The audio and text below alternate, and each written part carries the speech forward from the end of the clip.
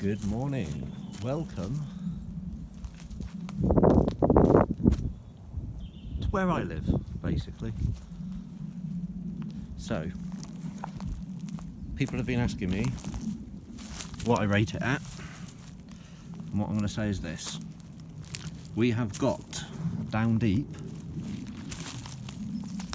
a working channel of oil. So, just clear the area. Down in this area, we've got a working kitchen.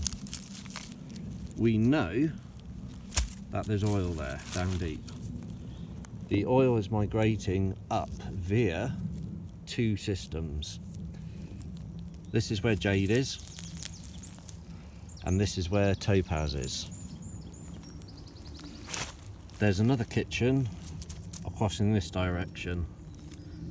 So we've got a working system here, we've got a working system there. The oil, we know, has migrated up to this area over here via this channel, and then it's coming around via the other drills that are producing across in this direction. Now, they've done drills across this direction. So we've got oil going up and around. They've got oil here. So there's a dip down in the system there, just to the north of Jade and Topaz.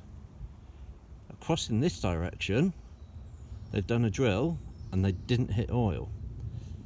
So we know that the feeder channel for the currently producing wells comes from this direction, and part of the same anomalous section that this is attached to has this working system here.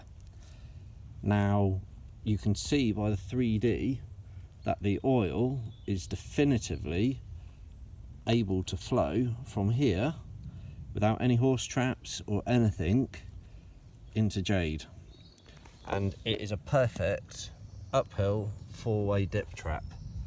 Now you get some areas like this where you literally just get one form going up and over, and then you're trying to hit this pimple on the top of this ridge.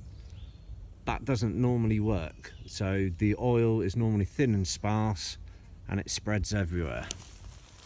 What we've got here is effectively an upside down bowl where it is perfectly formed, and then there's a small saddle between where Jade is and where Topaz is.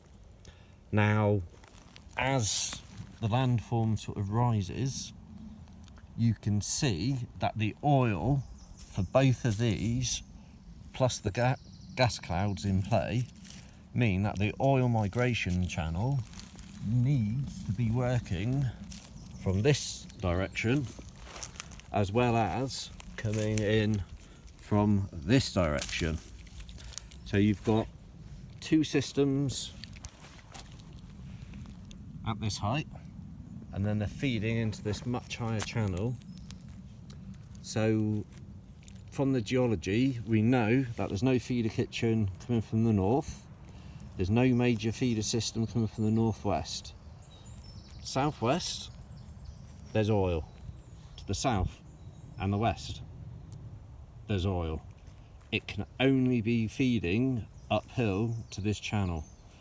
Have a look at horst faults, and that's where you end up with systems where the contours line up subsurface, and then due to geological fluctuations, whether that be pressure, earthquake, seismic activity, subsurface, you get it sheared.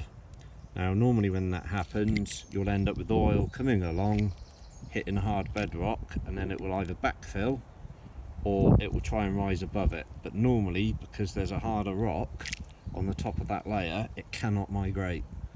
Whereas here, we know that there's perfect geology all the way to Jade and Topaz.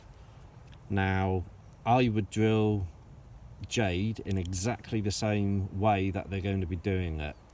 There's 4 solid rock layers going down to total depth, and at the same point in time if this one proves to be viable, then we know that we've got the working system coming in from both directions, creating the four-way up dip trap. And geologically speaking, it's at the perfect depth, it's the perfect structure to trap oil with the gas clouds in play. And again, it's not 100%, but it is a pure indicator that there's hydrocarbons there. And because we know they're not further to the north, and we know that there's obviously this saddle in the middle, if there is oil at Jade, then there is definitely, from a 3D seismic point of view, from petrogeophysics, from geography, from everything, there's oil in play at Topaz.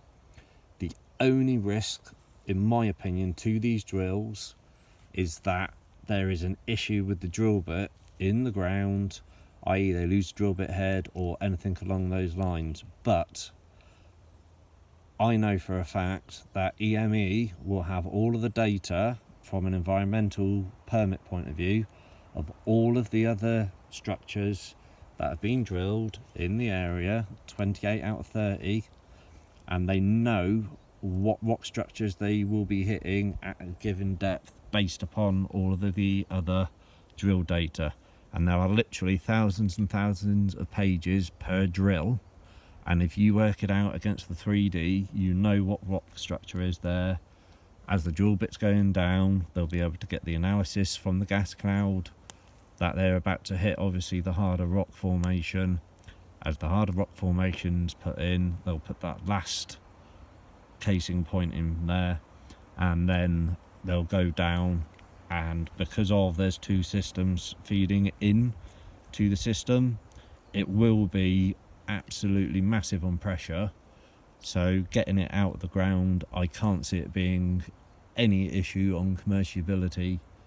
So it's literally, they need to make sure that as they're doing the drill, that the well is actually maintained sort of structurally, integrity, etc, etc. So that's my basic description, and I know it's taken nearly 10 minutes to describe that, but geologically speaking, it's the perfect depth, the perfect oil in play, perfect location. From a perspective of obviously continuity of the play, you can put 20 drill bits in the ground on those areas, you could be producing under 1,000 barrels a day. So with the climate as it is, they can probably tap that into local systems, etc, and get it out there. So yeah, absolutely, fundamentally, it to me is the best sort of drill that there can be in play. And it's just, you know, I don't want to get over the top, but from a geological structure point of view, the oil point of view, everything is just aligned perfectly. You know, that's why I've not gone in for any other plays. I've sat here and studied this for the last 4 years. I've studied the area, I've studied the other drills, I've had a look at drill data, etc, that's been obtainable out there, obviously in the public domain. I cannot see anything wrong with this drill in any way, shape or form about them hitting the oil. But same as always, do your own research if you can, and let's hope for, you know, an excellent discovery out there. And yeah, good luck to you all. Any questions, queries, feel free to give me a message at slarratt1, that's SLARRATT1 on Twitter. And then you can give me a message below if you want to, obviously, message me from there. Good luck, everyone.